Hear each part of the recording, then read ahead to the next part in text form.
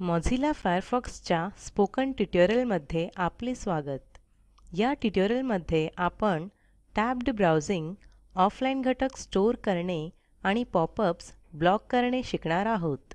या ट्युटोरियलमध्ये आपण उबुंटू लिनक्स 1004 मध्ये फायरफॉक्स व्हर्जन 70 चा वापर करणार आहोत. मोझिल्ला फायरफॉक्स एकाच ब्राउझर विंडोमध्ये अनेक वेब पेजेस वेगवेगळ्या टॅबमध्ये उघडू शकते. या टॅब ब्राउजिंगचा मोठा फायदा असा की तुम्हाला ब्राउझरच्या अनेक विंडोज उघडाव्या लागत नाहीत. ह्यामुळे तुमचा डेस्कटॉप नीट दिसेल. प्रत्येक टॅब ब्राउझरचा पूर्ण व्ह्यूइंग एरियाचा प्रयोग करतो. त्यामुळे ब्राउझर विंडोजचे आकार बदलण्याचे किंवा त्या हलवण्याचे गरज नसते. टॅब्ड ब्राउजिंग ऑपरेटिंग सिस्टीमवर कमी भार टाकतो.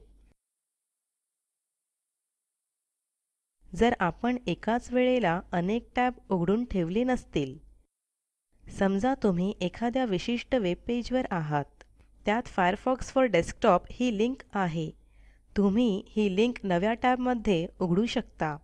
लिंकवर माऊसचे उजवे बटण दाबा. मेनूमधील open link in new tab निवडा. आता त्यात ब्राउझर विंडोमध्ये उपलब्ध टॅबच्या उजवीकडे नवीन टॅब उघडला आहे. एक विंडो बंद न करता त्याच विंडोतून तुम्ही दुसरे वेब पेज असे उघडू शकता. नवीन टॅब उघडण्यासाठी फाईल आणि नंतर न्यू टॅबवर क्लिक करा.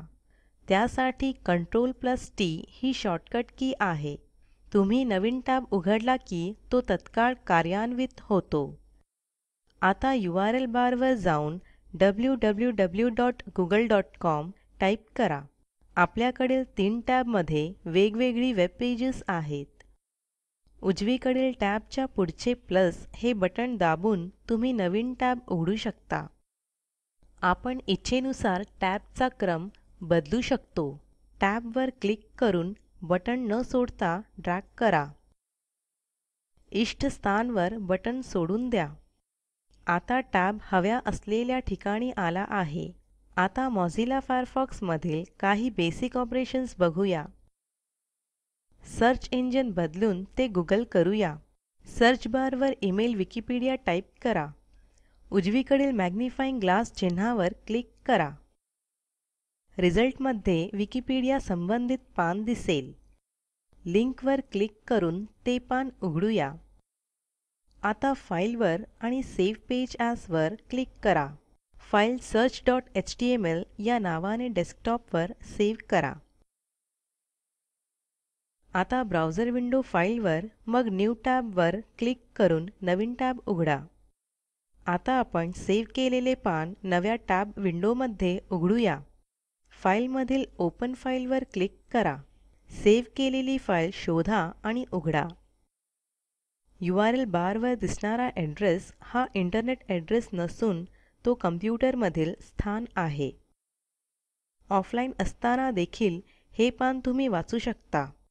पॉपअप विंडोज तुमच्या परवानगीशिवाय आपोआप येतात. पॉपअप्स आणि पॉप अंडर्स नियंत्रित करण्यासाठी प्रेफरन्सेस विंडोमधील कंटेंट टॅब वापरा. विंडोजमध्ये हा पर्याय ऑप्शन्समध्ये असेल. डिफॉल्ट रूपात पॉपअप्स ब्लॉक केलेले असतात. एडिट व नंतर प्रेफरन्सेस निवडा. विंडोजसाठी टूल्स व नंतर ऑप्शन्सवर क्लिक करा. कंटेंट टॅबमधील ब्लॉक पॉपअप विंडो डिफॉल्ट रूपात निवडलेला असतो. नसल्यास ब्लॉक पॉपअप निवडा. यामधील इतर पर्याय दुसऱ्या ट्युटोरियलमध्ये आपण बघणार आहोत. क्लोज बटणावर क्लिक करा. हा पाठ येथे संपत आहे. आपण काय शिकलो त्याबद्दल थोडक्यात. टॅब्ड ब्राउजिंग, ऑफलाईन घटक स्टोअर करणे आणि पॉपअप ब्लॉक करणे.